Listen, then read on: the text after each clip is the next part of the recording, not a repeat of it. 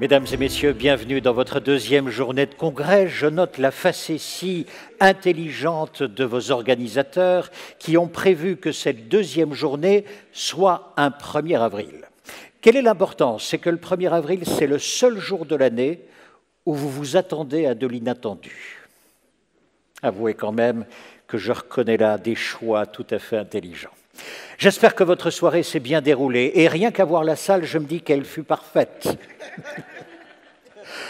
Elle fut gracieuse, elle fut élégante, elle fut conviviale, elle fut humble, cela vous ressemble, pleine de sourires, pleine de partage, je vous le souhaite en tous les cas. Et puis je vous rappelle, vous étiez donc au château de la Pigossière, là où a été inventé sur le territoire breton, dans la région nantaise, l'idée même du traiteur à domicile, ce qui fait dire que hier sert de berceau à aujourd'hui et de tremplin à demain, ce qui correspondait parfaitement à la thématique de votre congrès.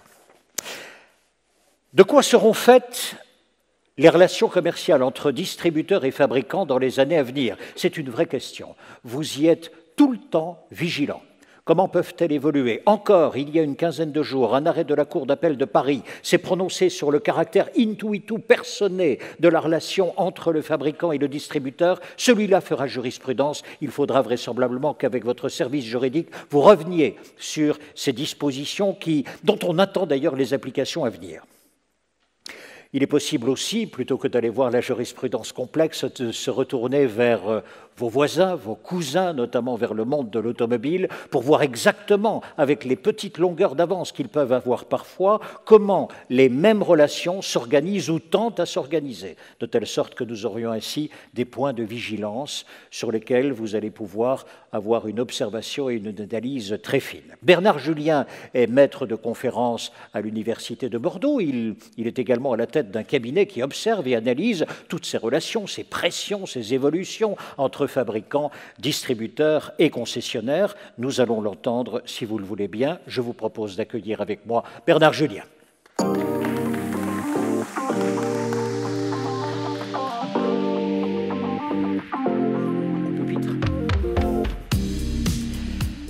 Et la question que nous allons vous poser, Monsieur Julien, est simple. Dans votre milieu à vous, l'automobile, comment s'organisent ces relations parfois compliquées? Et comment s'organisent-elles dans un milieu dynamique et qui évolue? On a le thermique, on a l'électrique, on a plein d'éléments nouveaux qui viennent redistribuer ou réinterroger la relation entre le distributeur et le fabricant. Merci beaucoup pour vos éclairages.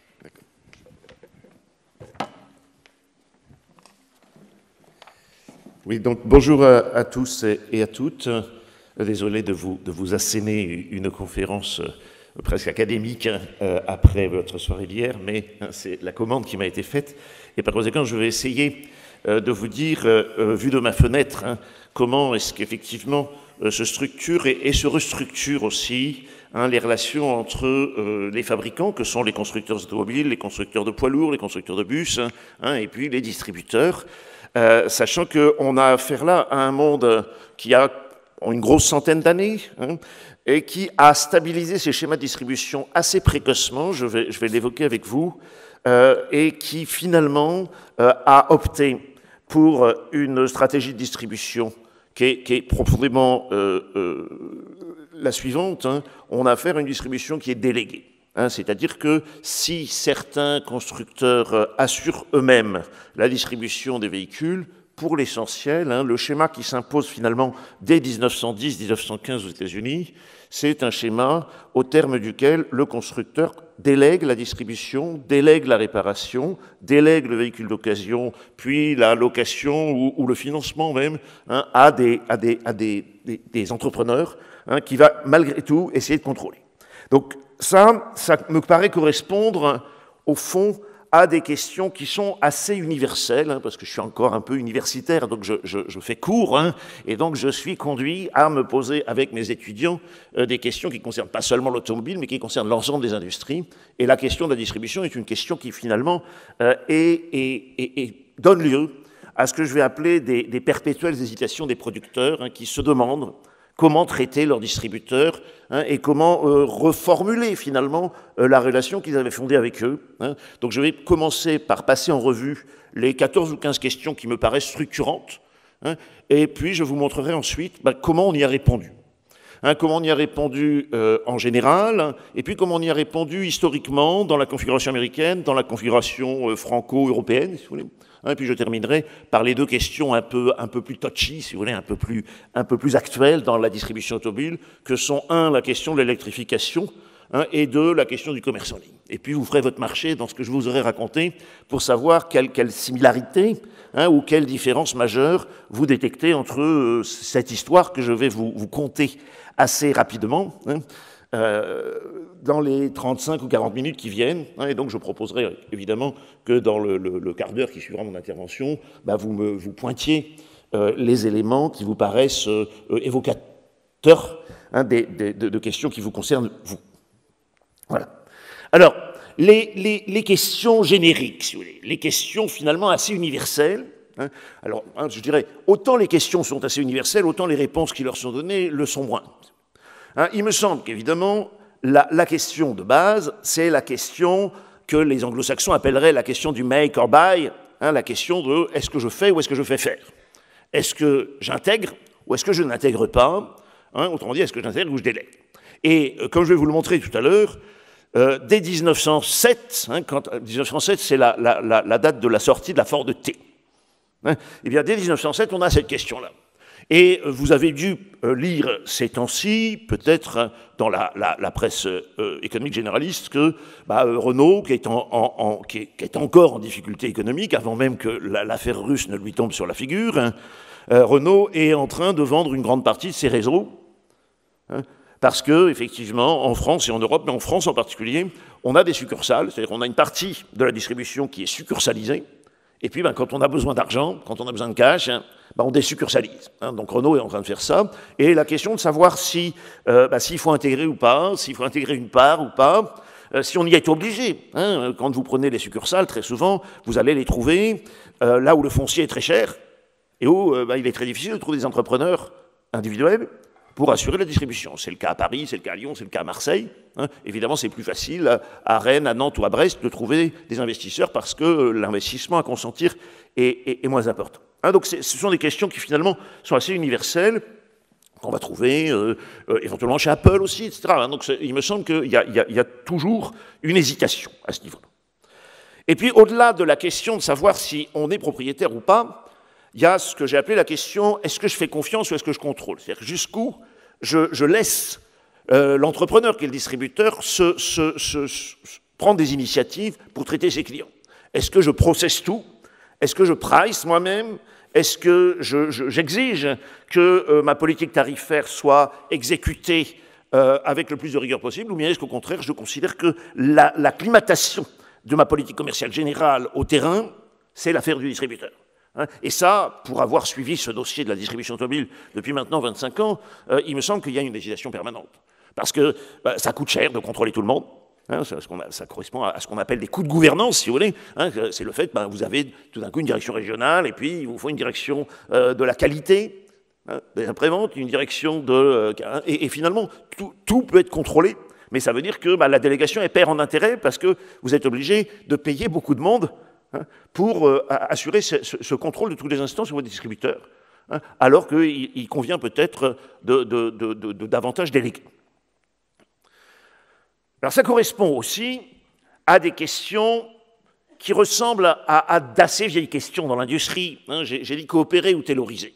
Quand vous réfléchissez ou quand vous lisez ce qu'était le taylorisme c'était une manière de dire « je ne dois pas faire confiance aux opérateurs.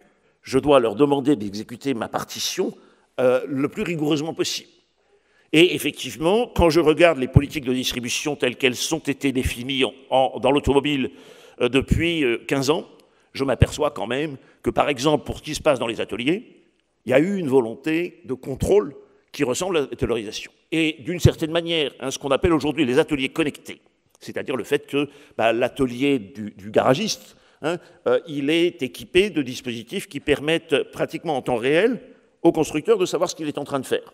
Donc, est-ce que le temps barémé est respecté? Est-ce que le process l'est aussi?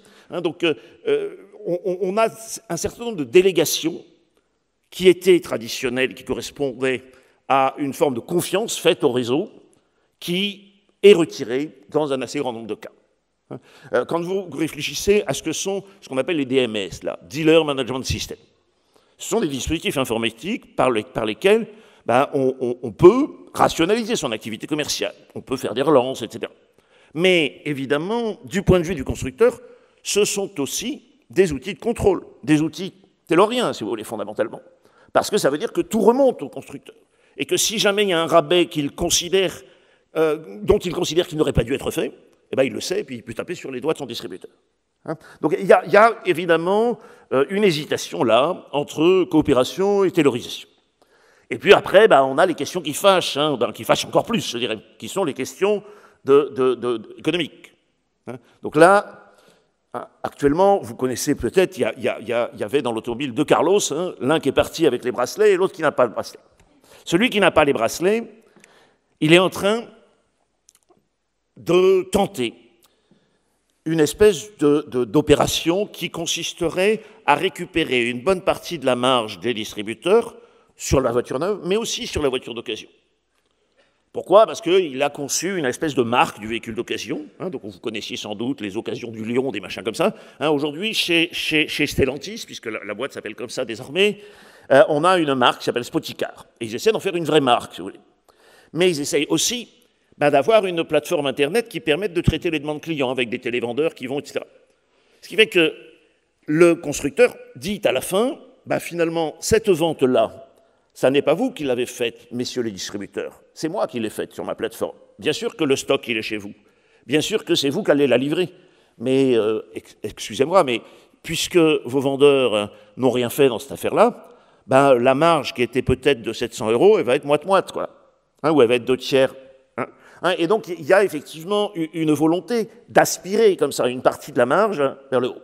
Et ce qui est vrai, évidemment, de la voiture neuve, le serait encore plus si demain, vous savez que dans l'automobile, typiquement, on a ce qu'on appelle des configurateurs. Donc vous allez sur le site du constructeur et vous pouvez regarder, voilà, je rajoute tel type de sellerie, ça me coûte tant, etc. Et vous pouvez aller assez loin dans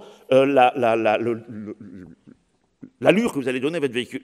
Si vous faites tout cela, qu'on vous donne un tarif de reprise de votre véhicule, etc., le constructeur, il peut dire exactement comme mon histoire du véhicule d'occasion, la marge, elle ne peut pas être la même si tout a été fait sur ma plateforme. Et donc, il y a effectivement une question qui est finalement une question assez ancienne, qui est celle-là.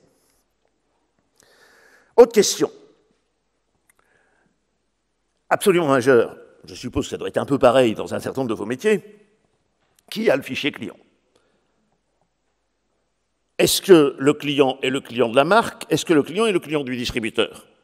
Est-ce que le propriétaire de la marque qui a choisi une distribution sélective a le droit de parler directement au client par-dessus la tête du distributeur, ou bien est-ce que le distributeur est celui qui est légitime pour parler au client? Parce que si le constructeur sait tout ce qui se passe chez son distributeur et si le fichier client lui remonte, que vaut le fonds de commerce à la fin, si vous voulez? Déjà que, comme on l'évoquait tout à l'heure à travers l'arrêt, il va être compliqué de céder son fonds, puisque évidemment que si c'est intuitif personné, ça veut dire que au moment de la session, vous devez demander à votre constructeur s'il veut bien que vous refourguiez votre magasin, votre fonds de commerce, à tel ou tel. Évidemment, ça réduit largement votre liberté de cession. Bon. La question se pose de la même manière avec les clients. Donc moi, la semaine dernière, je faisais ce type d'intervention devant le groupement des agents Renault. Ils sont dans une espèce de bagarre terrible avec Renault pour savoir si les clients sont les leurs ou ceux de Renault. Parce que Renault est susceptible de leur dire, voilà, vous allez chez votre agent et vous lui demanderez d'appliquer ce forfait-là. C'est-à-dire que la liberté d'entreprendre, elle est quand même singulièrement réduite. Si vous voulez. Donc c'est une vraie question, et évidemment, elle renvoie aussi à la question du type de contrat. Donc je vous expliquerai ça tout à l'heure assez brièvement, mais en gros, la distribution sélective telle qu'elle est appliquée dans l'automobile, elle elle n'est pas tout à fait encore alignée sur le régime de la franchise, sur le régime général de la franchise. Il y a un certain nombre de spécificités qui existent. Dans ce cadre-là, on a évidemment, puisque c'est une exemption au droit commun de la concurrence, le régime de la franchise ou le régime automobile, on a un réexamen périodique des contrats ou du droit des contrats applicables à l'automobile par Bruxelles. Parce qu'on n'est jamais tout à fait certain que les intérêts du consommateur soient respectés. On procède, tous les 7 ans, tous les 10 ans, à un examen du règlement qui s'applique à l'automobile pour savoir s'il faut le faire bouger ou non. Donc ça va concerner la pièce, ça va concerner la voiture neuve, etc. Donc dans ce cadre-là, aujourd'hui, eh bien, des constructeurs, et en particulier Stellantis, comme par hasard, est en train d'envisager très sérieusement l'application de contrats d'agents. Alors pas les agents à l'ancienne, mais d'agents commerciaux. Quel est l'intérêt?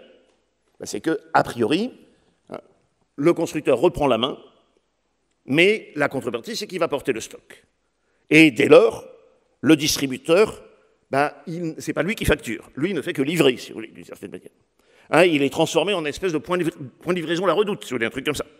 Donc on change de nature parce que, évidemment, c'est compliqué de porter son stock, mais ça veut dire quand même que le contrat, il lie le distributeur et le client, et non pas le constructeur et le client. Et ça, évidemment, les constructeurs y tiennent, les distributeurs y tiennent comme à la prunelle de leurs yeux. Ça ne les amuse pas forcément de porter le stock, mais ils savent bien que si vous ne portez pas votre stock, à la fin, le client n'est pas le vôtre, mais celui de votre constructeur, ce qui est la tentation naturelle du constructeur. Donc, il y a une question. Évidemment, derrière cette question du portage du stock, il y a la question du financement de ce stock. Dans l'automobile, vous savez bien que les constructeurs, ils poussent quand même leur camelote vers le distributeur parce que ça leur permet de trouver un débouché, même si le client n'est pas encore là, d'une certaine manière. Donc pousser, on appelle ça push the metal, pousser le métal, ça consiste à obliger le distributeur à stocker. Et traditionnellement, comme pour essayer d'éviter de se voir imposer des véhicules qui n'avaient pas de clients, les distributeurs disaient moi, je ne trouve pas de banquier pour porter le stock que tu me demandes de porter. Et à ce moment-là, le constructeur, assez vite, s'est dit si je ne veux pas avoir ces objections-là tous les 2 jours, ce serait pas mal que j'aie ma propre captive de financement, parce qu'à ce moment-là, il n'y aura pas d'objection. Je dirais si le banquier ne veut pas te prêter, moi je te prête. Et évidemment, ça a plein d'intérêts. Ça permet d'avoir une source supplémentaire de profit, mais ça permet aussi quand même, si vous êtes le banquier de votre distributeur, le distributeur, il est un peu obligé de fonctionner avec vous à livre ouvert. Puisque vous lui demandez, voilà, combien ça t'a rapporté, etc., c'est quoi tes marges? Et évidemment, le constructeur, il ne s'est pas privé de le faire.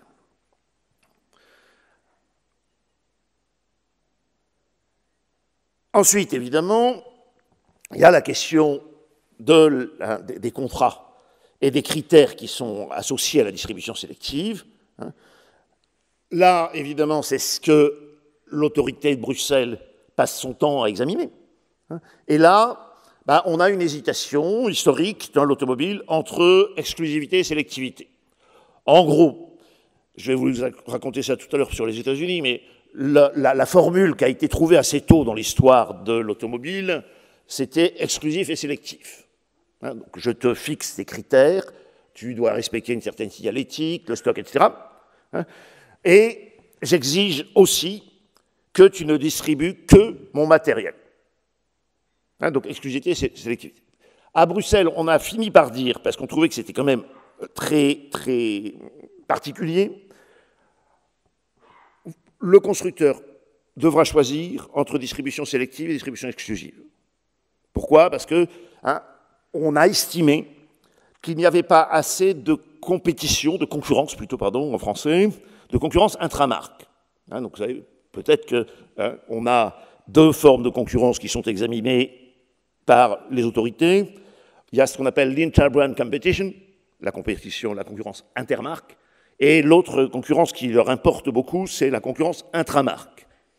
Pourquoi? Parce que c'est ça qui va permettre d'éviter que les prix ne soient différents, par exemple, d'un pays à l'autre.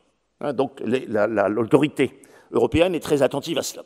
Et donc on a dit, à ce moment-là, à Bruxelles, en 2002, que les constructeurs devraient choisir l'une ou l'autre formule. C'est-à-dire que si si vous demandez à ce qu'une distribution sélective s'applique pour distribuer vos produits, à ce moment-là, vous ne pouvez pas obliger à l'exclusivité. Donc ça veut dire qu'ils peuvent être... Voilà. En gros, il y a deux exclusivités. Il y a l'exclusivité territoriale et il y a une exclusivité en termes de je ne distribue qu'un véhicule. Bon, à Bruxelles, on a souhaité, pour que la concurrence soit plus forte, que ces deux exclusivités-là soient le moins possible existantes. Donc c'est une vieille question. Et puis la dernière question, qui est aussi une question de droit de la concurrence d'ailleurs, c'est la question du pricing, ce qu'on appelle le prix de revente. Et a priori, le prix de revente, il doit être à l'appréciation du distributeur. Il n'y a pas de droit. Le constructeur peut conseiller des prix, mais il ne peut pas obliger son distributeur à appliquer le prix qu'il a défini.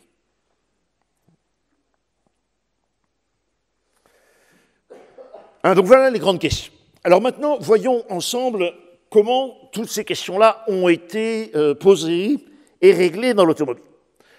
Alors en fait, dans l'automobile, si je veux être un peu précis maintenant, on a deux grands champs de bataille qui sont historiquement structurés et qui se renouvellent sans cesse. On a d'abord une problématique que j'évoquais il y a un instant, qui est la problématique de la relation du constructeur avec ses réseaux, sachant que dans la configuration française en particulier, on a deux types de réseaux, on a deux types de contrats d'ailleurs, on a le contrat de distributeur agréé et le contrat de réparateur agréé. Sachant qu'on peut être réparateur agréé sans être distributeur agréé, et qu'on devrait pouvoir être distributeur agréé sans être réparateur agréé, en fait, c'est jamais le cas, pour toute une série de raisons. En fait, les distributeurs de marque exercent un certain nombre de métiers qui, tous, ou presque tous, sont maintenant structurés comme des contrats sélectifs. Donc, je vais évoquer cette affaire-là avec d'autres, mais il y a une autre problématique qui est évidemment très, très structurante dans la distribution automobile, qui est la question de la relation que vont avoir les réseaux de marque avec les réseaux dits indépendants. Parce qu'évidemment, il n'y a pas... La vie des automobilistes ne se réduit pas à des relations avec les réseaux de marque. Les réseaux de marque, ils ont en permanence à souffrir, si vous voulez, en après-vente par exemple, mais pas seulement, de la concurrence avec d'autres opérateurs. Donc les deux grands dossiers sont ceux-là. S'agissant du premier dossier, en fait, la relation constructeur-distributeur, ou la relation constructeur-réparateur, elle est principalement structurée autour du véhicule neuf, mais pas seulement. Donc le véhicule neuf, a priori, de prime abord, on se dit, ça c'est l'affaire des distributeurs, c'est eux qui font ça. En fait, c'est un peu plus compliqué que ce que je viens de vous dire. Pourquoi? Parce qu'il n'y a pas que les ménages qui achètent des voitures. Il y a aussi Orange, il y a aussi Enedis, il y a aussi, etc. Et quand, il y a aussi, je sais pas quoi, les grands loueurs du type Arval, ALD, etc. Évidemment, quand ce sont ces clientèles-là qui sont à traiter, ce ne sont pas les distributeurs qui le font. C'est le constructeur. C'est ce qu'on appelle des ventes directes.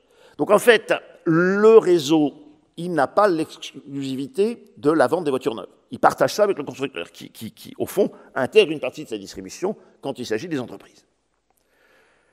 Et par rapport à cela, évidemment, à mesure que les ménages sont devenus des clientèles plutôt minoritaires par rapport à ces autres grands acheteurs que sont les Hertz, les Avis, les ALD ou les entreprises ou les administrations, eh bien, évidemment, le réseau, il s'est trouvé un peu marginalisé. Je vous donne quand même, pour vous illustrer ça, le chiffre 2021. Si vous prenez la France en 2021, il s'y est vendu quelque chose comme 1 600 000 voitures. Eh bien, les ménages, sur ces 1 600 000 voitures, ils n'en ont acheté que 720 000. Ce qui veut dire qu'on est à 45% de ventes à particulier, le reste étant... Et donc, évidemment, l'image d'Épinal qui consiste à dire la voiture neuve, c'est le réseau, elle est de moins en moins vérifiée. Et c'est très important pour les distributeurs parce que, évidemment, il y a une partie des véhicules qui sont vendus aux entreprises qui reviennent ensuite vers les ménages. Et la question de savoir si c'est eux qui les récupèrent à ce moment-là ou non est une question qui est centrale dans les rapports de force. Donc ça, c'est le véhicule neuf. Il y a un autre dossier, où il y a deux autres dossiers importants, qui sont l'APR. L'APR, c'est la pièce de rechange, vous avez compris ça, hein. Donc là, évidemment, il y a une grosse bagarre des réseaux qui en ont un besoin vital, hein. Il faut que je souligne quand même à ce niveau-là que la vente de voitures neuves, c'est très compliqué et c'est très très peu lucratif. Parce que vous avez des standards très élevés, parce que c'est très difficile de faire boire des ânes qui n'ont pas soif, si vous voulez. Et les ménages, généralement, ils ont déjà une voiture. Et ils n'ont pas forcément une envie folle de la renouveler. Du coup, il faut être extrêmement offensif commercialement pour y arriver. D'autant que les véhicules ont cessé d'augmenter. Du coup, les marges réalisées sur la voiture neuve sont ridicules et en tout cas ne permettent pas de tenir debout une affaire. Qu'est-ce qui permet de tenir debout une affaire? Qu'est-ce qui permet de couvrir les frais fixes? L'APR, la pièce de rechange, et éventuellement l'atelier. Et donc, évidemment, on a cette relation-là qui est... Et d'ailleurs, je vous disais tout à l'heure qu'on a des contrats de distributeurs agréés d'un côté, des contrats de réparateurs agréés, et je soulignais que on n'a pas trouvé de signataire d'un contrat de distributeur qui ne veuille pas signer aussi un contrat de réparateur et distributeur de pièces. Pourquoi? Parce que si je n'étais que distributeur, je serais sûr de ne pas faire d'argent. Donc, tous les distributeurs sont également réparateurs. Alors, par rapport à cela, évidemment, on a des prérogatives constructeurs, mais on a aussi, bien sûr, une concurrence très forte entre la pièce dite d'origine et la pièce qu'on appelait autrefois la pièce de qualité équivalente, ou bien la pièce d'équipementier. Et là aussi, en gros, la pièce de rechange, ça perd en profitabilité de plus en plus, évidemment, pour plein de raisons, mais en particulier parce qu'il y a une concurrence. Vous savez sans doute qu'une voiture, c'est à 80% fabriqué chez les équipementiers. Et on a demandé, depuis les années 80 aux équipementiers, de fournir une part du travail de conception de plus en plus importante. Ça a été le cas pour l'électronique automobile. Qu'ont fait les Bosch, les Valeo et les autres, au bout d'un moment, ils ont dit, écoutez, ces pièces dites d'origine que vous vendez au prix très fort, ce n'est pas vous qui les avez conçues, c'est nous. Et par conséquent, il n'est pas logique que l'essentiel de la marge faite sur ces pièces-là, en affichant le fait qu'elles sont d'origine, soit réalisée par vous, constructeurs et réseaux de constructeurs. Donc nous demandons à Bruxelles d'appeler pièce d'origine, la pièce d'origine, qu'elle soit badgée, qu'elle soit marquée par le constructeur ou par l'équipementier qui l'a conçue. Et on se retrouve effectivement avec, chez les grands distributeurs de pièces de rechange du type les réseaux AD, etc., vous avez de la pièce d'origine désormais, avec un droit à les appeler pièces d'origine qui est assuré par la réglementation européenne. Donc évidemment, cette capacité qu'ont les constructeurs et leurs distributeurs à récupérer une partie de la marge qu'ils ne font pas sur la voiture neuve, sur la pièce, elle est déclinante, pour ces raisons que je viens d'indiquer. L'atelier, donc l'entretien. Donc là, jusqu'ici, les deux dossiers sont des dossiers qui sont directement constructeurs. Vous comprenez pourquoi? Parce que ça rentre dans leur chiffre d'affaires. L'atelier, c'est un peu différent, puisque l'atelier, ce sont des facturations qui sont le fait du distributeur. Et par conséquent, c'est pour lui un soutien à sa profitabilité. Pour le constructeur, pour l'instant, ça ne rapporte rien. Sauf s'il arrive demain à faire ce que je décrivais tout à l'heure sur Spoticar et les autres, et qui dit, bon, voilà, moi j'ai vendu un devis en ligne, j'ai pris, via ma plateforme Internet, j'ai fait un devis, ou j'ai fait une prise de rendez-vous, donc une partie de la marge, une partie du chiffre d'affaires et de la marge que vous faisiez, c'est moi qui l'a fait, puisque c'est moi qui ai la relation commerciale avec le client désormais. Mais en tout cas, ces dossiers restent au cœur de la relation. Et évidemment, là, on est en plein dans le débat que j'évoquais tout à l'heure, c'est-à-dire que le constructeur, il hésite en permanence sur l'attitude à adopter. Est-ce qu'il doit déléguer? Est-ce qu'il doit reprendre en main? Est-ce qu'il doit considérer que le client est le sien, parce que c'est malgré tout la marque qui est en jeu, ou bien est-ce qu'il considère que l'adaptation au terrain est suffisamment difficile pour qu'il lui faille déléguer ces métiers. Donc ça, ce sont des dossiers, ce sont les dossiers clés, et puis il faut ajouter à cela les dossiers qui sont plus annexes, où, je dirais, les constructeurs et leurs réseaux sont beaucoup plus marginaux. Évidemment, c'est le cas du véhicule d'occasion. Donc tout à l'heure, je vous donnais les chiffres pour le véhicule neuf, mais si vous prenez le véhicule d'occasion, en 2021, pour la France, ça a été à peu près 6 millions de voitures d'occasion qui ont été négociées. Donc c'est autrement plus important que la voiture neuve. Parmi ces voitures d'occasion, typiquement, vous en aviez à peu près 45% qui étaient des voitures de 10 ans et plus. Évidemment, quand les gens achètent des véhicules de 10 ans à 15 ans et de 15 ans et plus, et donc l'année dernière, ils en ont acheté pratiquement 2 800 000, des voitures de ce type-là, ils les achètent plutôt à particuliers. En tout cas, ce n'est pas le réseau qui les traite. Et quand on décortique ce dossier-là, on s'aperçoit qu'au fond, la voiture d'occasion, c'est une affaire de réseau de marque à 10 ou 15%, si vous voulez. L'essentiel du marché de l'occasion échappe. C'est vrai aussi du crédit. Bien sûr qu'il y a des crédits qui sont proposés sur les lieux de vente, mais la plupart du temps, quand vous avez un dossier pas trop pourri, vous avez l'expérience sans doute que c'est quand même plus avantageux de s'adresser à son banquier plutôt qu'à sa concession. Parce que les concessions, elles sont spécialisées en mauvais risques, et du coup, elles font faux, etc.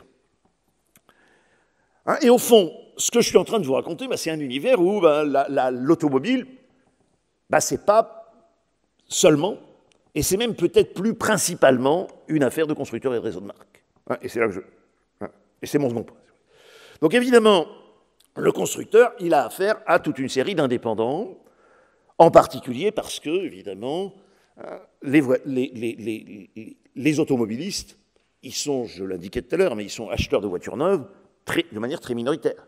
Il n'y a que des vieux riches comme moi qui achètent des voitures neuves. L'âge moyen d'un acheteur de voiture neuve, c'est quoi? 58. Et évidemment, ça correspond à toute une série d'évolutions que dans mes travaux je décris, où, en gros, vous commencez à acheter une voiture neuve quand vous avez fini de payer votre pavillon, pour la plupart des gens de classe moyenne. Et c'est pour ça que, là j'ai suivi. Après, moi j'avais conduit avec un collègue des travaux statistiques, on disait, si c'est pas comme ça que les choses se passent, à ce moment-là, c'est que les gens ont touché des revenus exceptionnels. Typiquement, quand mémé meurt, on achète une bagnole, quoi, avec l'héritage. L'autre cas qui est absolument régulier, c'est quand on a la chance d'être foutu à la porte d'une boîte, avec le chèque, on achète une bagnole. Mais la majorité des ménages, la très large majorité des ménages, n'achètera jamais de voiture neuve de sa vie. Et du coup, évidemment, on a aujourd'hui, sachez cela, on a en France 40 millions de voitures particulières qui roulent. L'âge moyen de ce parc de voitures particulières est de 11 ans. Et du coup, évidemment, les réseaux de marques qui sont très focalisés sur les acheteurs de voitures neuves et d'occasion récentes, ils sont un peu déphasés par rapport à la plupart des ménages. Si vous allez dans n'importe quel bled du fin fond de la Vendée ou de la Loire-Atlantique, il y a des garages AD, etc., mais il n'y a plus forcément d'agents Renault et d'agents Citroën. Souvent, il y a un Tchétchène qui traîne pour traiter le parc vraiment très ancien avec de la pièce dont on ne sait pas trop d'où elle sort, etc. C'est ça la vraie. C'est pour ça que quand on fait des zones à faible émission, ou quand on demande à ce que le contrôle technique anti-pollution devienne beaucoup plus rigoureux, ça crée quelques ronds-points encombrés de gilets jaunes. Parce que, évidemment, la vie des Français s'est structurée autour de l'automobile. Et au fond, tout cela, ça renvoie quand même au prix du logement. Si les gens ont besoin d'aller loin, c'est parce que le prix du logement à Nantes est trop élevé, donc il faut aller, au début, la première couronne se peuple, et puis après, ça devient très cher sur les premières couronnes, donc on va. Et aujourd'hui, quand je regarde, moi, mes stats, je m'aperçois que ce qui se développe le plus, c'est ce qu'on appelle le périurbain lointain, à 20 bornes, à 30 bornes, à 40 bornes, à 50 bornes. Et ça veut dire 2 bagnoles, et comme le pavillon, il a malgré tout coûté très cher pour les ménages modestes, ça veut dire une capacité à s'endetter pour acheter des bagnoles qui est nulle, donc ça veut dire 2 vieilles bagnoles un peu pourraves.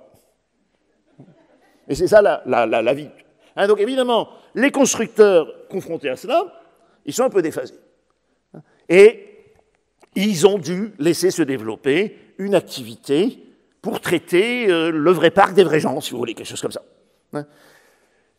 Et ça donne lieu effectivement à une montée en puissance, typiquement, alors dans un premier temps, pour ceux d'entre vous qui sont aussi vieux que moi, vous vous rappelez qu'il y a eu une offensive dès les années 70, qui était l'offensive de ce qu'on appelait les fast fitters, les réparateurs rapides. Midas, qui venait des États-Unis, si je me souviens bien, et Speedy, qui venait du Canada. Et ils ont taillé les croupières au réseau de marque. Pourquoi? Pour les raisons que j'indique et que j'ai évoquées tout à l'heure. Eux, ils n'ont pas à financer la vente avec la prévente. Et du coup, ils travaillent sur des barèmes horaires qui sont moitié moindres. Et comme en plus, ils s'étaient un peu comme les cliniques le font parfois, spécialisés sur les opérations les plus simples et les plus faciles à rationaliser, ils avaient laissé les opérations qui demandaient un diagnostic, etc., au réseau de marque, ils ont été très convaincants, et sur le plan tarifaire. Et... Alors, depuis, ça a pas mal reflué pour des raisons évidentes, c'est que toutes ces pièces d'usure, qui étaient autrefois des dépenses récurrentes pour les ménages, les échappements, etc., ça a disparu. C'est des pièces qui durent aussi longtemps qu'une voiture. Donc du coup, la fenêtre de tir pour la réparation rapide s'est réduite. Mais aujourd'hui, ça ne veut pas dire que les constructeurs ont repris du poil de la bête. Qui prospère? Les petits garages. Aujourd'hui, l'essentiel du marché de la prévente, la croissance des parts de marché, ce sont les AD, ce sont les Précisium, etc. Ce sont ces garages qui sont adaptés, si vous voulez, fondamentalement, au parc que je viens de décrire, au parc périurbain lointain, etc. Avec, évidemment, une capacité à s'affranchir des préconisations constructeurs pour traiter. Vous imaginez bien que si notre parc a 11 ans de moyenne d'âge, il y a autour de cette moyenne un écart type considérable. Sachant quand même qu'un véhicule de 11 ans, quand on regarde les stats, ça vaut 2 700 €. Donc évidemment, si vous demandez 500 € par pneu à vos clients qui ont des bagnoles de 11 ans, vous leur demandez de doubler la valeur de leur bagnole. On disait ça des Lada autrefois, vous savez. Qu'est-ce qui coûte le plus cher dans une Lada? C'est le plein d'essence qu'on met dedans. Donc c'est encore plus vrai cette année. Mais évidemment, ça veut dire qu'il y a une espèce d'obligation à s'adapter à des consentements à payer, comme disent les gens de marketing, extrêmement différents dans l'automobile. Et cette faculté de s'adapter à cette très grande hétérogénéité du parc et des consentements à payer, les MRA, les petits garages longs, les réseaux de marque, étant donné les process qu'on les oblige à appliquer, étant donné les dépenses de formation qu'on les oblige à consentir, les réseaux de marque, ils n'arrivent pas à faire ça. Alors les agents un peu, mais une concession ne peut pas. Une concession, le barème horaire moyen d'une concession, c'est 90 €. Le barème horaire d'un MRA, c'est 60. Sachant qu'évidemment, il y a aussi autour de ces moyennes-là des écarts types considérables. À Paris, sur les réseaux de marque, on va être plutôt à 110 ou 120 aujourd'hui. Alors que si vous allez, je sais pas quoi, dans le Finistère, on va être à 80. Et puis, chez les MRA, vous trouvez du 45 €. Donc ça veut dire, si vous voulez, que c'était la conclusion à ce niveau-là que je voulais souligner avec vous, et c'est encore plus vrai aux États-Unis que ça ne l'est chez nous, on aurait tendance à considérer que l'automobile est une affaire de constructeurs. Parce que les constructeurs font beaucoup de bruit, surtout chez nous, puisqu'on est quand même un pays à constructeurs. Même chez nous, l'automobile, la dépense automobile, elle est contrôlée principalement par d'autres opérateurs que les constructeurs. Moi, quand je fais mes statistiques sur la base des comptabilités nationales, etc., j'ai une dépense automobile des Français qui tourne autour de 140 milliards €. Selon mes calculs, il n'y a pas 25% de cette valeur qui rentre dans le chiffre d'affaires des constructeurs. Parce que la voiture neuve, c'est marginal, parce que le marché de la prévente, il n'est pas dominé par eux. Et même sur le marché de la pièce, on a effectivement cette concurrence qui a été organisée historiquement. Et ce qui veut dire que quand vous êtes équipementier, ou quand vous êtes équipementier de garage, ce que vous raconte Julien, ils le savent, ces gens-là. Qui ils ont avantage à servir? Ceux qui ont les parts de marché. Ça veut dire que travailler pour Renault, si je m'appelle Actia ou Bosch, c'est intéressant, mais travailler pour les autodistributions ou pour Norauto, ça l'est tout autant. Et ça explique aussi pourquoi les MRA résistent. Alors les MRA, ils résistent parce qu'ils sont organisés collectivement. Et que du coup, ils sont capables de contester ce que veulent leur faire les constructeurs. Ils sont capables d'aller porter leur cause à Bruxelles pour dire la pièce d'origine, faut arrêter les bêtises. Demain, ils vont obtenir probablement que les dernières pièces sur lesquelles les constructeurs avaient le monopole, qui étaient les pièces visibles, les pièces d'aspect, les pièces de peau, dit-on. Là, c'était déjà parti, ça, à la concurrence sur l'Espagne, sur l'Allemagne, etc. La France va être concernée aussi.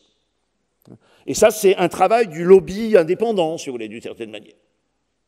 Et au-delà de ce que je viens de vous dire, au-delà du lobby qu'ils peuvent représenter, ils ont effectivement, si vous allez sur Equipoto, vous verrez ça, ils ont une connivence avec Bosch, avec Actia, etc., qui fait qu'ils sont très bien formés.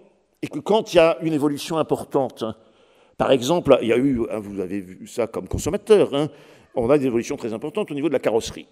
Parce que maintenant, dans un pare-choc, vous avez une caméra, etc. Et donc changer, ça veut dire changer ces organes-là. Ça veut dire tout recaler, ça veut dire tout vérifier. Et a priori, ça renvoie à une élévation en compétence qui était quand même pas négligeable du tout pour les réseaux de carrossiers, qui étaient traditionnellement pas ceux qui étaient réputés être les plus c'était pas le gratin, si vous voulez, en termes de savoir-faire. Quand vous dirigez un CFA, les mecs que vous envoyez en carrosserie, c'est pas forcément les plus malins, pour être un peu méchant. Ça s'est complètement transformé. Et pourquoi? Évidemment, un certain nombre de constructeurs se sont dit « Super, on va récupérer la carrosserie », sachant qu'ils avaient 20 points de part de marché en carrosserie. Parce que là, qui achète la carrosserie? C'est pas vous et moi, ce sont les assureurs. Et les assureurs, ils en ont eu marre au bout d'un moment de se faire assassiner par les réseaux de marque, et donc ils sont allés voir ailleurs. Donc ils ont pris à des carrosseries, etc. Aujourd'hui, évidemment, ces acteurs indépendants qu'on a tendance à considérer un peu rapidement comme étant, disons, les gens qui traitent les vieilles bagnoles, donc les gens qui doivent être pas très exigeants, ils le sont tout le temps. À chaque fois qu'on a imaginé que les petits garages allaient disparaître parce que la technique allait évoluer, on s'est trompé. Ça a été le cas pour l'électronique automobile, ça a été le cas pour ces organes, etc. Parce qu'évidemment, on a un écosystème beaucoup plus compliqué que celui qu'on imagine. Et donc, tous les gens qui me racontent que ça va être la révolution, qu'on va disrupter tout ça, etc., je pense qu'ils partent d'une représentation du monde qui est très simplifiée, qui est très simpliste, si vous voulez. Si j'imagine que les constructeurs tiennent tout, je peux imaginer qu'ils soient demain déstabilisés. Mais ils ne tiennent pas tout. Et ils n'ont presque jamais tenu tout, si vous voulez. Si vous prenez la configuration américaine,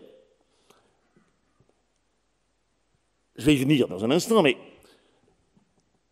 quand est-ce que la voiture d'occasion commence à dominer la voiture neuve? Question qui se pose pour la Chine aujourd'hui, typiquement. Moi, j'ai un thésard chinois qui a fait sa thèse sur le véhicule d'occasion en Chine. C'est une thèse soutenue il y a 2 ans. Pourquoi? Parce que c'est une question qui est nouvelle en Chine. Cette question qui est nouvelle en Chine, qui se pose en gros en 2020, elle s'est posée en 1920 aux États-Unis. Parce que les Ford T d'occasion, elles arrivent à ce moment-là, et que General Motors essaye de dire... Et en fait, l'idée que l'automobile soit dominée par les constructeurs, c'est une idée qui reflue, si vous voulez. Dès que le marché n'est plus un marché de premier équipement. Parce qu'il faut reprendre des voitures, donc il faut qu'il y ait des clientèles, du coup. On dit ça aujourd'hui sur l'électrique, on a tout à fait raison. L'électrique va commencer à être une affaire de tous les jours pour tous les ménages quand il y aura des véhicules électriques d'occasion. Pour l'instant, il y en a bien trop peu. Et donc exiger que les gens aient des voitures propres, tant qu'on n'a pas mis à la route suffisamment de voitures propres, et qu'il n'y en a pas de suffisamment vieilles pour pouvoir les toucher à 4000, ce sera une affaire il y aura les gens du ministère de l'Environnement qui habitent tous dans le 7e arrondissement qui imagineront une vie qui va avec, comme on disait chez Renault autrefois, mais il va falloir attendre que ces choses-là bougent.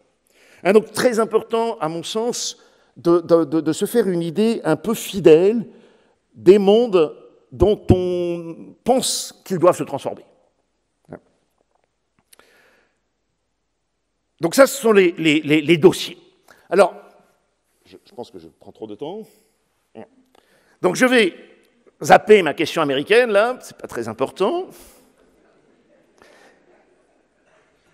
Et donc je vais vous indiquer quand même assez rapidement comment les choses se présentent pour nous en Europe. Donc là, Donc moi, je vous disais que ça fait une grosse vingtaine d'années que je suis sur ces affaires-là. En fait, ce qu'il y a d'intéressant pour une tête d'œuf comme moi, c'est qu'il y a des débats très compliqués à Bruxelles tout le temps. Parce que dès qu'on a bouclé une mouture du règlement, on est déjà en train de discuter la suivante.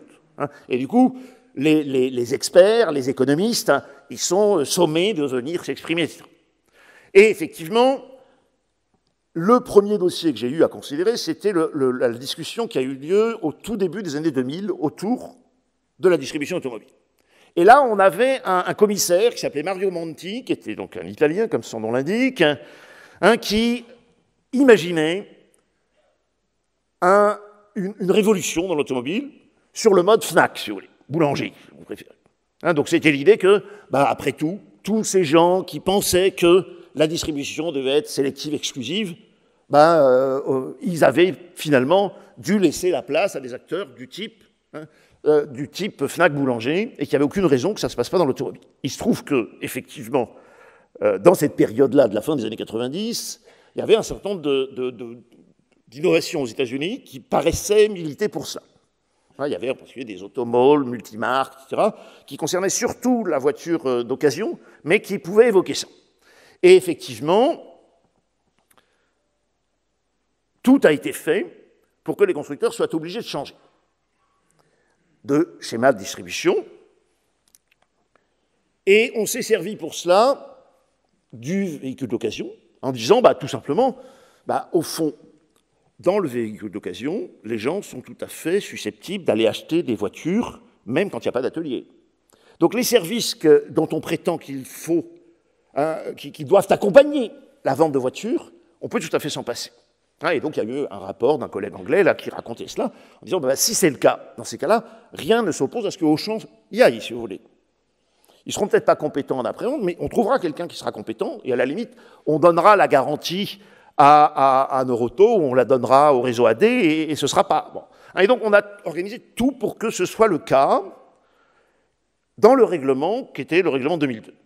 Et c'est à ce moment-là, comme par hasard, qu'on a dit on va supprimer l'exclusivité. Parce que si vous n'avez plus l'exclusivité territoriale, ça veut dire que si vous êtes agréé à Lille, vous pouvez aller vendre votre bagnole à Lannion. Vous me suivez? Parce qu'il n'y a plus de territoire associé. Donc, et donc on a effectivement essayé d'imaginer la promotion d'un schéma de ce type-là. Et on a dit, typiquement, on va faire autant de contrats qu'il y a d'activités. On va faire un contrat pièce, on va faire un contrat voiture, on va faire etc. Et donc on pourra prendre l'un sans l'autre, etc. Ce qui était une manière d'ouvrir la porte. Bon. Sauf que la marge sur la voiture neuve, elle est ridicule. Et que par conséquent, très vite, chez Auchan, chez Neuroto et autres, ils se sont dit, moi, être agréé pour vendre des voitures, étant donné les investissements qu'on me demande, étant donné le portage du stock, etc. Vous savez tous que dans la distribution, dans la grande distrie, on paiera demain ce qu'on a vendu aujourd'hui. Donc ce schéma-là, si vous ne pouvez pas le mettre en œuvre, la distribution automobile, ce n'est pas intéressant. Et du coup, personne n'y est allé parce que et donc on est resté sur un schéma qui est finalement assez traditionnel. C'est ce qui me fait dire que, si vous voulez, que le monde automobile, et même le monde des réseaux de marque, il est quand même extrêmement résilient. C'est très très difficile de sortir de ce schéma dans lequel on s'est installé. Alors, aujourd'hui, on a une menace qui est le numérique. Pourquoi? Parce que, évidemment, Bruxelles adore ça. Bon, Bruxelles adore ça, pourquoi? Pour des raisons que j'indique ici. C'est-à-dire qu'on nous a vendu quand même un marché unique, avec une monnaie unique et avec une capacité de mettre en concurrence qui devait nous assurer que les prix soient les mêmes partout. Et par conséquent, l'outil qui devrait permettre que les clientèles mettent en concurrence tous les endroits, c'est le net. Et donc l'idée qu'on vende les véhicules de ce côté-là était très intéressante. Et puis, il y a une autre question qui est assez importante dans l'automobile, qui est la question de la vente sur stock. Évidemment, si le constructeur vend sur stock, c'est généralement parce qu'il n'a pas de clients. Le problème, c'est que quand vous vendez sur stock, le client, il dit, moi j'avais été sur le configurateur, je la voulais rouge avec une sellerie, machin, etc.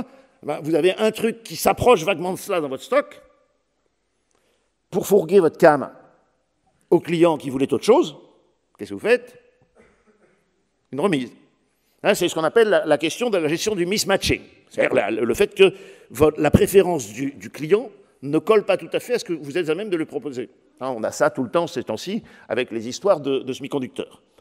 Hein, on vous dit, votre bagnole, vous la voulez comme ça, mais finalement, moi, je n'ai que ça. Hein, et du coup, on a effectivement cette idée que ça serait quand même vachement bien si les clients n'achetaient plus sur stock, mais qu'ils achetaient tous le véhicule qu'ils veulent exactement. Parce qu'il y aura un taux de rabais qui serait bien plus faible que celui qu'on constate aujourd'hui. Hein. Et on imagine que les nouveaux outils de production permettraient de faire ça. Le problème, c'est que quand on fait ces expériences-là, il y a 20-30% maximum des véhicules que l'on va fabriquer qui vont être fabriqués à la commande. La très grande majorité des véhicules, elles vont être vendues sur stock. Et du coup, on a effectivement un appareil de distribution qui doit être capable de stocker, de porter le stock, et finalement, de gérer quoi?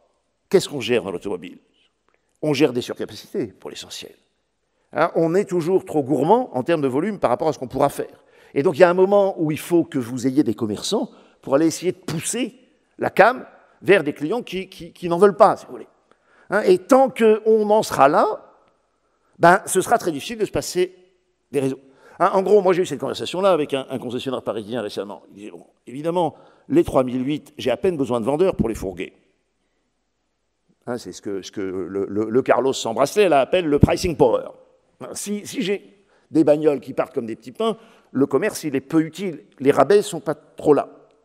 Si il s'agit, je ne sais pas quoi, moi, même d'un C5 Aircross, on s'aperçoit quand même qu'à la Jeannet, là, à côté, à Rennes, ils ont un peu de mal à faire tourner la boutique. Et pour ça, pour que les mecs à Rennes aient un peu de travail, il faut brader. Et pour brader, sans trop brader, il faut des commerçants. Et dans la mesure où on aura durablement des surcapacités, on ne pourra pas attendre le client sur le net, si vous voulez. Si vous attendez le client sur le net, il vient pas. Hein, alors ça c'est un élément important, parce que je peux peut-être terminer par là, parce que j'ai épuisé mon temps, si je comprends bien.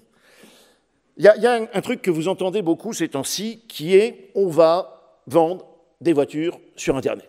Et effectivement, chez Carlos Tavares, on est convaincu qu'on pourrait y arriver. Pourquoi? Parce qu'il y a eu le Covid. Et que du coup, les concessions étaient fermées et qu'on a quand même vendu quelques bagnoles. Hein, et puis depuis, on a la crise des semi-conducteurs. Hein, et ça nourrit un peu les mêmes fantasmes. Qu'est-ce que je veux vous dire là? En gros, comme vous le savez, le gouvernement français, mais c'est le cas aussi du gouvernement espagnol, du gouvernement allemand, etc., a décidé, avec le Covid, qu'il fallait pratiquer le quoi qu'il en coûte. Et le quoi qu'il en coûte, c'est quoi? C'est essentiellement le chômage partiel. Mais réfléchissons un instant à ce que ça veut dire.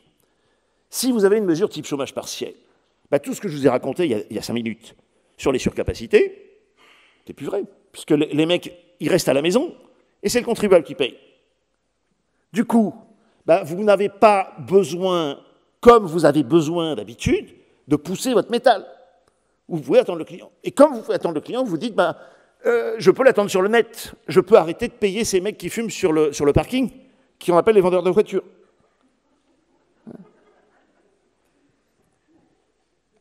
Évidemment, dès qu'on va arrêter d'avoir le chômage partiel, une fois qu'on a viré tous les intérimaires, on a encore quelques mecs qu'on doit payer. Et que le contribuable va arrêter de payer. Et quand ils auront à fabriquer des machins qui se vendent mal, on les fabriquera quand même. Et comme on les fabriquera quand même, il faudra les fourguer en les bradant. Hein? Comment imaginez-vous que Renault ait pu avoir le pricing power? Vous avez vu leur gamme? Eh bien, ils ont le pricing power. Pourquoi? Parce qu'il y a le chômage partiel. Et du coup, ils peuvent imaginer qu'ils pourraient se passer de vendeurs. Mais ce n'est pas comme ça que les choses se passent, si vous voulez. Et donc, les surcapacités, on les aura durablement. Parce que on est sur des marchés de renouvellement. Sur un marché de renouvellement, le ménage moyen, il peut dire, moi, je l'ai acheté il y a 4 ans. C'est vrai que la dernière fois, j'avais changé au bout de 3, mais là, je vais changer au bout de 5. Et puis, dès que la conjoncture, en fait, dans l'automobile, on sait ça, dès que la conjoncture est un peu fragile, le marché du neuf, il morfle, quoi.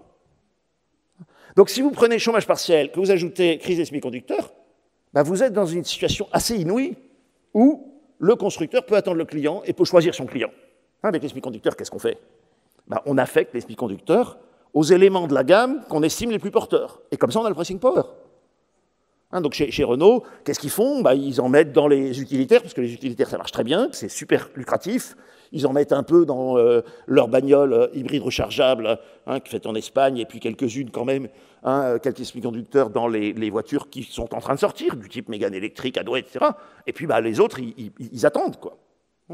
Mais ce que je suis en train de vous dire, c'est que ça, c'est un contexte qui est extrêmement particulier, et je pense que la résilience du système, c'est-à-dire cette obligation de le faire fonctionner avec cette coexistence d'indépendants et de réseaux de marques, et avec quand même des vendeurs et des réseaux, eh bien, ce système-là, il a de beaux jours devant lui parce que le net ne permet pas de traiter l'essentiel des problèmes qui se posent aux clientèles d'une part et aux constructeurs d'autre part. Merci de votre attention.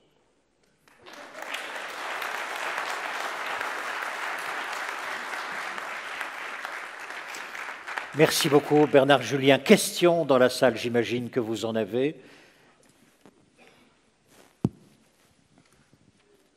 Et oui, je vous en prie, si on peut apporter un micro. Merci beaucoup.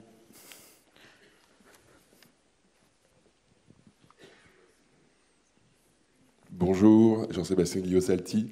Vous n'avez pas beaucoup parlé des nouveaux modes de vente tels que Tesla, sans concessionnaire directement, sans NIO, XPeng et Li, les Chinois qui arrivent aussi en Europe et qui, pareil, veulent vendre en direct.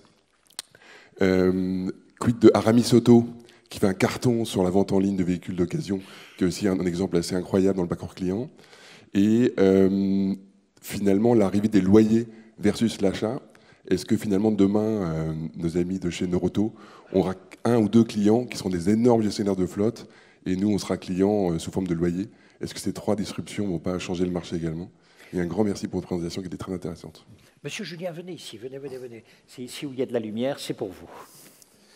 OK.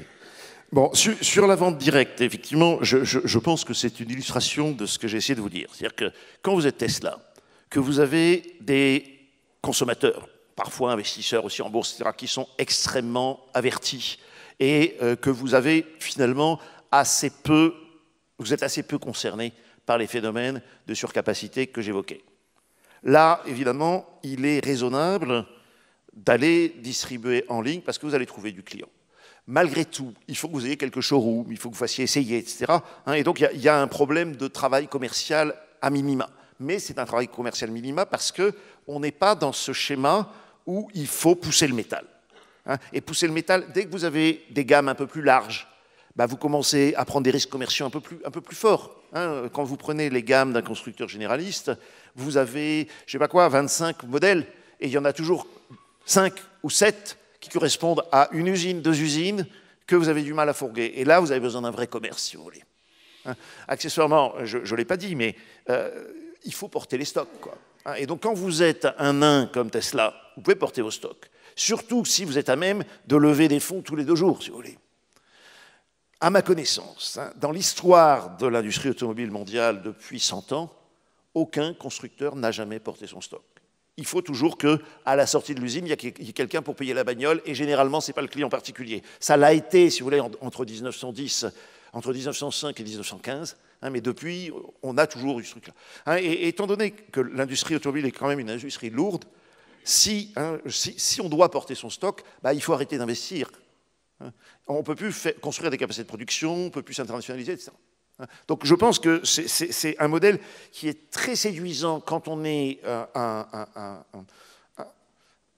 dans les balbutiements, si vous voulez, quand on est... je pense que... d'ailleurs, si j'ai bien compris, MG, le chinois MG qui est issu du constructeur chinois qui s'appelle SAIC, est en train de construire un réseau. Parce qu'ils ont des ambitions de volume beaucoup plus larges et ils auront une gamme beaucoup plus large aussi. Donc c'est louable. Alors après, sur les loyers, effectivement, je pense que ce que j'ai dit tout à l'heure de la grande distribution qui ne voulait pas y aller, les loueurs peuvent y aller. Et je pense qu'ils ont en plus un savoir-faire automobile, une tradition automobile, Vous prenez la BNP, ils ont Arval, ils ont CTLM, vous prenez, etc. Donc, et on voit bien qu'ils sont en train de travailler avec les grands groupes de distribution en faisant des enfants dans le dos des constructeurs, quoi, si vous voulez. Donc je pense que c'est assez crédible. Après, ils n'auront plus, si ils jouent à cela, ils n'auront plus les conditions chez les constructeurs qu'ils avaient jusqu'ici. Si vous voulez, un constructeur, il peut lâcher 25% quand il s'agit d'un client qui traite une partie du marché qu'il n'aura pas. S'il s'agit de se mettre frontalement en face de lui, il ne va pas se faire harakiri, quoi. Donc ça me paraît plus compliqué. Après, effectivement, bon, accessoirement, la question des loyers modifie un peu la donne, mais finalement, la question du financement automobile, je l'ai dit tout à l'heure, c'est une très vieille question. Je pense que la première captive de financement, ça doit être Rolls à Londres en 1917, et la General Motors Acceptance Corporation, c'est 1922, si je me souviens bien. Donc il y a toujours eu cette bagarre-là. Et donc pour moi, ce que vous me dites, c'est assez soluble dans ma thèse de la résilience, d'une certaine manière. Alors, ça ne veut pas dire que le monde ne change pas, ça veut dire que la capacité d'un acteur à exploser cet univers-là et à prendre la place de tous ceux qui étaient jusqu'alors me paraît très, très, très mince dans un univers aussi bordé que celui que je connais. Merci beaucoup, Monsieur Julien. Question encore? Y en aurait-il une supplémentaire? On a encore un tout petit peu de temps, alors même qu'on a déjà débordé. Merci beaucoup, merci. Bernard Julien. Merci beaucoup.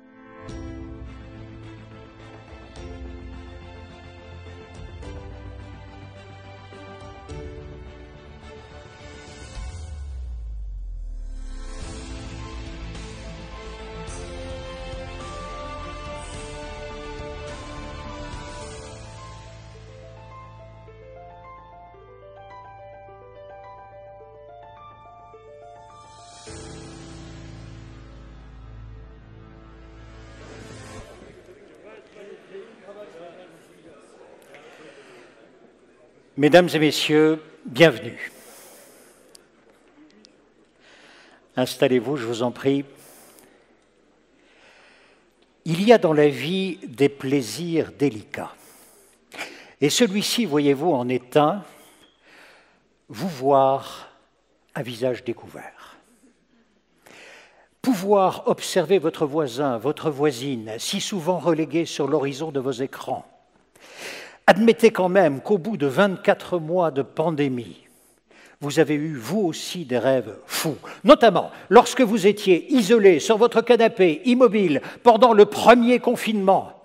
Est-ce que vous aussi, vous ne vous êtes pas dit « J'aimerais tellement pouvoir traverser une piste de danse blindée de corps suants avec 2 verres à la main en criant « Pardon ». Eh bien, voyez-vous, votre voisin, votre voisine est désormais là, vous allez pouvoir échanger, vous allez pouvoir débattre, vous allez pouvoir verser dans tous les débats sans jamais les consommer, sans jamais les épuiser. Finalement, voyez-vous, la bonne nouvelle dans tout cela, ce qui est exceptionnel, c'est que plus que votre exigence, plus que votre compétence, ce qui plaît, ce qui ravit dans ce congrès, qui est déjà par votre simple présence, qui est déjà une réussite, qui est déjà opulent, qui est déjà plein de promesses. Ce qui plaît, c'est votre présence. Merci tout simplement d'être là, d'être simplement là. Enfin, vous allez pouvoir vous dévisager, et quand on commence à se dévisager, cela permet d'envisager. Pour ouvrir officiellement votre 57e congrès, puis-je vous demander d'accueillir avec moi votre président DLR de la région Ouest, Jean-Louis Lecluse.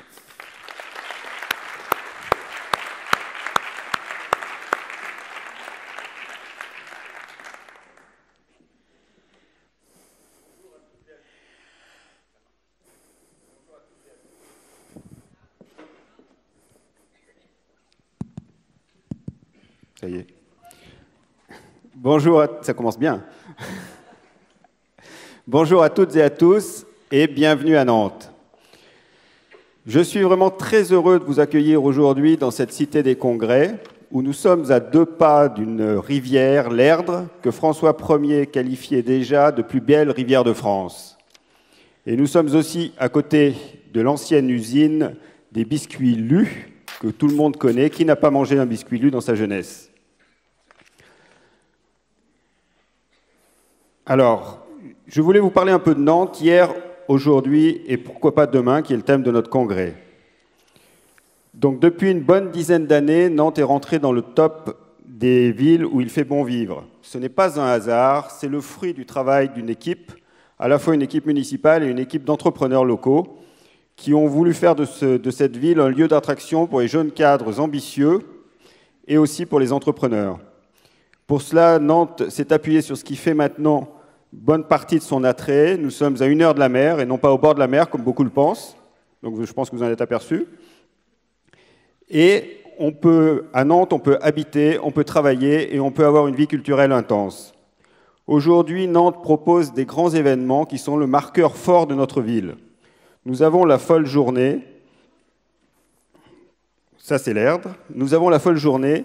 Et ici même, là où vous êtes, pendant 5 jours, nous avons 300 concerts de musique classique, nous avons toutes les salles qui sont occupées, des dizaines d'orchestres, 1500 musiciens et de l'ordre de 150 000 spectateurs. C'est un succès incroyable et cette folle journée s'est exportée depuis de nombreuses années du Brésil même jusqu'au Japon.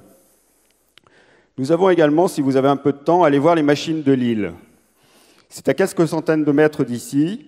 C'est une création avec des animaux fantastiques, dont vous voyez un des spécimens devant vous, qui sont basés sur les romans de Jules Verne et l'histoire de Jules Verne, parce que Jules Verne, il ne faut pas l'oublier, est né à Nantes, et c'est en regardant la Loire qu'il a eu ses idées. Allez voir l'éléphant, 12 mètres de haut, vous pouvez faire une balade à son bord, et ce sera une balade étonnante. Nous avons également le voyage à Nantes. Le voyage à Nantes, c'est des artistes qui viennent du monde entier et qui occupent la ville pendant tout l'été. Ils viennent installer des œuvres, des sculptures, des performances. Ici, vous voyez un bateau sur une fontaine. Ça nous étonne, ça nous surprend et ça met en valeur le patrimoine de la ville. Chaque année, Nantes vit au rythme des œuvres, en suivant une ligne verte tracée au sol. On avance d'œuvre en œuvre et on découvre une ville visible et invisible. Enfin, le magnifique château des Ducs de Bretagne. Donc là, je vais attaquer un sujet un peu plus politique, que vous avez probablement aperçu ce matin en venant, qui était le symbole de la puissance d'Anne de Bretagne, qui a été la seule reine de France à avoir été mariée 2 fois, avec 2 rois successifs. Alors la question du château des Ducs de Bretagne, ça pose la question, Nantes est-elle en Bretagne? Ça fait à peu près une centaine d'années, ou peut-être même plus, que la question est sur la table et on n'a toujours pas résolu. Donc ce patrimoine culturel a contribué à créer la métropole que nous habitons aujourd'hui. C'est ce dynamisme qui a fait venir de nouveaux habitants, de nouveaux entrepreneurs, et aujourd'hui Nantes est une ville qui attire. Donc elle a aussi également ses industries, l'industrie aéronautique avec 2 usines Airbus et l'industrie navale. Là où sont aujourd'hui les machines de Lille, c'était les chantiers navals. Les chantiers navals ont été déplacés à Saint-Nazaire et on a construit le plus gros paquebot du monde, le Wonder of the Seas. Alors je n'oublierai pas dans les industries Manitou, que vous connaissez tous, mais étant concessionnaire Fenwick, je recommande plutôt Fenwick quand même. Nantes attire aussi les start-up. C'est un véritable écosystème qui a permis aux start-up de se développer, de s'installer. Pour preuve, Doctolib, qui a installé ses premiers bureaux hors Paris à Nantes, et on va avoir 750 salariés de Doctolib qui arrivent.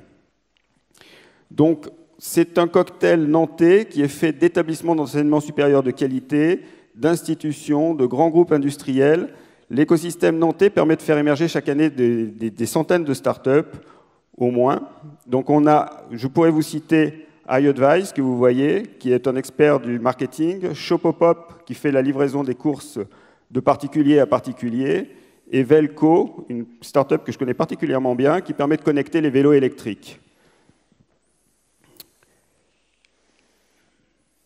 Donc les projets foisonnent, les investisseurs sont là. On a même un investisseur américain qui est venu s'installer il y a quelques temps pour accompagner ce développement des startups. Et je lisais hier dans la revue de presse que Nantes était la deuxième ville de France hors Paris pour l'accueil des startups et l'émergence des startups. Donc c'est un vrai marqueur fort aussi de la ville. Donc dans cette belle histoire, il y a quand même eu des accros. Et deux que vous connaissez certainement bien. Le premier, c'est l'aéroport Notre-Dame-des-Landes. Ça a fait l'actualité pendant des mois, voire des années. Des contestataires ont contesté le projet et nous, vous, sans doute nous avons découvert les zadistes. C'était une population qu'on ne connaissait pas, que maintenant on s'est habitué. Et donc vous voyez qu'ils ont réussi quand même à faire occuper le futur aéroport et à faire abandonner le projet. Alors j'imagine que pour les collègues du matériel, ça doit être un regret important parce que c'était un chantier très, très important, quasi pharaonique et qui ne verra jamais le jour. Le deuxième accro, c'est le train. Nous sommes en TGV. Vous avez l'impression de prendre le TGV quand vous venez à Nantes, mais vous prenez le TGV jusqu'au Mans. Entre Le Mans et Nantes, nous sommes à vitesse normale. Donc nous sommes toujours à 2 heures de Paris, même en TGV, alors que nos collègues de Rennes sont à 1h30. Donc on se pose la question de la capitale de la Bretagne, là encore. Mais en contrepartie, nous avons eu une très belle nouvelle gare que certains d'entre vous ont sans doute empruntée aujourd'hui. Donc on ne désespère pas que le TGV prenne sa vitesse de croisière. Alors demain, l'avenir de Nantes est encore à écrire.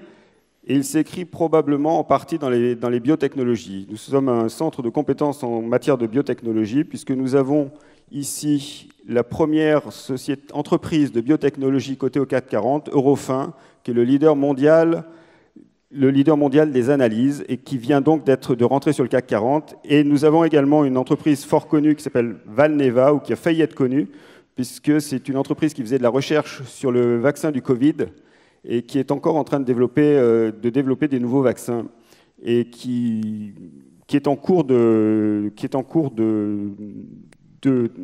d'expérimentation.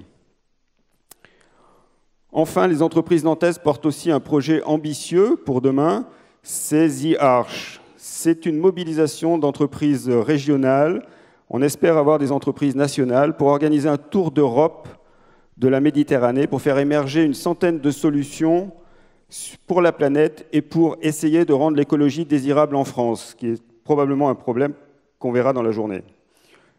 Donc ça se fait à bord du premier cargo à voile, et c'est soutenu également par François Gabard, que les amateurs de voile connaissent bien, puisqu'il a gagné le Vendée Globe. Donc on va faire émerger, on va essayer de faire sortir une centaine de projets qui seront des projets écologiques et qu'on va présenter à travers toute l'Europe. C'est aussi la façon de travailler à Nantes, qui est une façon de travailler beaucoup en réseau. Donc je pense finalement que l'avenir de notre métropole sera un cocktail entre nos industries traditionnelles, les nouveaux secteurs à conquérir et des habitants qui sont toujours à la recherche d'une qualité de vie globale. Donc à travers ce portrait très rapide, peut-être trop rapide, je parle peut-être trop vite, d'une ville, hier, aujourd'hui, demain, j'espère que je vous ai donné envie de découvrir un peu plus Nantes, de rester un petit peu dans notre cité, profiter des bords de Loire, profiter de l'Erdre, profiter des quartiers, évidemment boire du muscadet et aller manger à la Cigale, la plus belle brasserie de Nantes. Voilà, donc bienvenue à ce congrès. Vous êtes à l'entrée de l'estuaire de la Loire, vous regardez l'horizon et on est prêt pour les voyages lointains.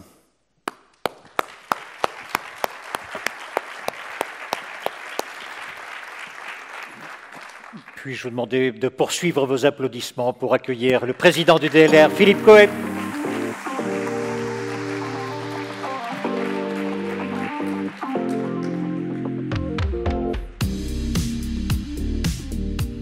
Bonjour à tous.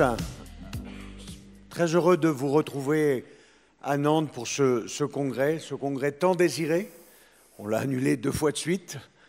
Et voilà, j'espérais qu'en étant président, j'allais pouvoir faire un congrès un jour. On a tremblé en janvier quand on a vu je ne sais plus combien c'était, la 5e ou la 6e vague.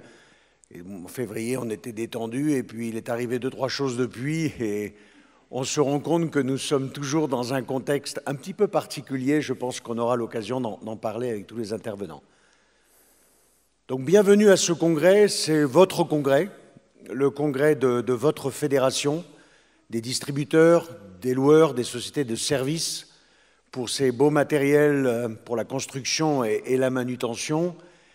Et nous sommes évidemment très heureux de vous retrouver. Nous vous avons préparé avec Hervé, avec l'équipe de la fédération et évidemment avec toute la bienveillance et l'expérience de Thierry, un programme assez riche et nous espérons que vous allez passer du bon temps. L'objectif de ce congrès, il est toujours à 3 niveaux. Le premier, c'est de vous faire découvrir un petit peu les dernières évolutions technologiques, matérielles, logicielles. Et je remercie à ce titre les 82 sociétés qui ont participé au congrès avec les stands. Je vous invite évidemment à aller les rencontrer. Il y a beaucoup de choses très intéressantes, d'autant plus que voilà, il y a cette proximité et ce contact humain qu'on n'a plus eu beaucoup dans notre profession depuis 2 ans. Donc découverte des nouvelles technologies, des nouveaux matériels. Deuxième objectif, évidemment, nous faire un petit peu réfléchir. Et je crois que les intervenants que nous avons rassemblés pour vous sur ce plateau vont vous donner des éclairages sur notre profession et nous faire réfléchir à demain. Hein, la vie est la somme de tous vos choix. Donc nous allons tous devoir faire des choix, ce qui n'est pas facile dans le contexte dans lequel nous sommes aujourd'hui, d'avoir un petit peu de visibilité de quoi l'avenir sera fait, mais je relève le challenge que ces interventions nous aident à prendre les bonnes décisions pour nos entreprises. Et puis enfin et surtout, l'objectif de ce congrès, c'est de se retrouver, de se revoir, comme a dit Thierry, de se démasquer de nouveau, avec en particulier tous ces instants de convivialité et la grande soirée que nous vous avons préparée. Donc bon congrès à tous.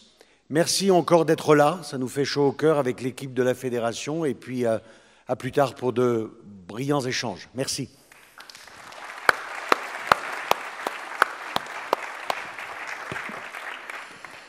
Hier, aujourd'hui, demain, vous avez vu la simplicité de l'ordonnancement de votre congrès. 24 mois de pandémie. Après des tensions sur les matières premières, elles ne sont pas finies. Tensions sur les lignes d'approvisionnement. Tensions sur le recrutement. Alors que le canon tonne aux portes de l'Europe, quel regard porter sur le monde? C'est quand même la première question. Que nous arrive-t-il avec tant d'inattendus, tant d'impromptus, tant d'impensables? C'est la question que nous poserons dans quelques instants à Charles Pépin. C'est un philosophe de l'action. Il viendra vous dire son regard sur le monde. Et avec cette réflexion générale, nous allons entrer dans 3 focalisations tout à fait particulières. La première, est-ce que l'heure du thermique a sonné? Je veux dire par là, le glas a-t-il sonné pour le moteur thermique? Est-ce que l'heure a sonné en revanche pour le moteur électrique? C'est une question fondamentale de métier que nous allons poser au directeur de la transition énergétique de Keolis. Deuxième focalisation, le digital. Il poursuit son déploiement. Et nous allons ici voir à travers le digital 3 exemples, 3 illustrations. La première, comment aujourd'hui l'ensemble de vos machines sont-elles conçues? Elles le sont dans un monde virtuel où l'on réplique des esquisses du futur, on les efface et on les recommence pour voir exactement quelles sont leurs performances, quels sont leurs points d'usure. Ici, Jean-Michel Morin de Dassault Systèmes vous montrera comment on conçoit et comment on fabrique aujourd'hui l'ensemble des objets qui nous entourent. Deuxième illustration sur le digital, site Internet. Vous avez tous un site Internet. Oui, mais est-il efficace? Est-ce qu'il vous permet simplement de retenir le visiteur, de fidéliser vos clients? C'est la question que nous poserons au PDG de Simple et Beau, Alexandre Bonetti. Troisième illustration sur le digital, c'est le recrutement.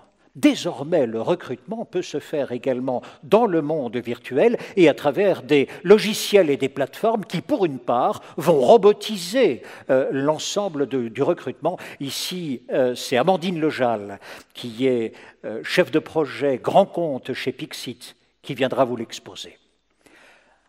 Thermique électrique, digital, troisième composante sur laquelle nous allons insister, c'est l'état d'esprit de vos équipes. Est-ce que 24 mois d'inattendu, d'impromptu, de résilience, le fameux mot à la mode depuis 24 mois, est-ce que tout ceci n'a pas épuisé vos équipes? Comment leur redonner éventuellement du souffle, de l'optimisme, de la raison d'être? C'est ici où nous interrogerons la rédactrice en chef de Philonomiste. Elle s'appelle Anne-Sophie Moreau. Ça, c'est le programme pour aujourd'hui, sans oublier bien sûr la partie conviviale qui vous attend ce soir. Et pour demain? Eh bien, pour demain, nous jeterons d'abord un coup d'œil sur la relation commerciale avec le fabricant. Coup d'œil également approfondi sur l'économie, les mois qui viennent, avec les fameuses présidentielles qui s'ajoutent à toutes les circonstances que nous connaissons. Et entre les deux, un moment prestigieux, votre moment, la 4e édition des Grands Prix du matériel avec Chantier de France et DLR. Remise des prix, ce sera également pour demain. Voilà le programme, votre programme. Si vous le voulez bien, commençons par la première page. 24 mois de pandémie. 24 mois de pandémie, quand on jette un coup d'œil sur notre rétroviseur, que s'est-il passé vraiment? Voyez-vous, il y a 7 ans, nous avions ici un physicien qui était également philosophe, Marc Alévi.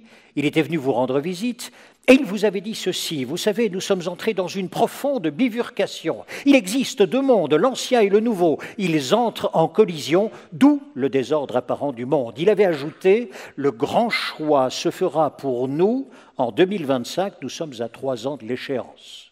Alors qu'allons-nous choisir? Allons-nous choisir le respect de l'environnement? Allons-nous choisir un meilleur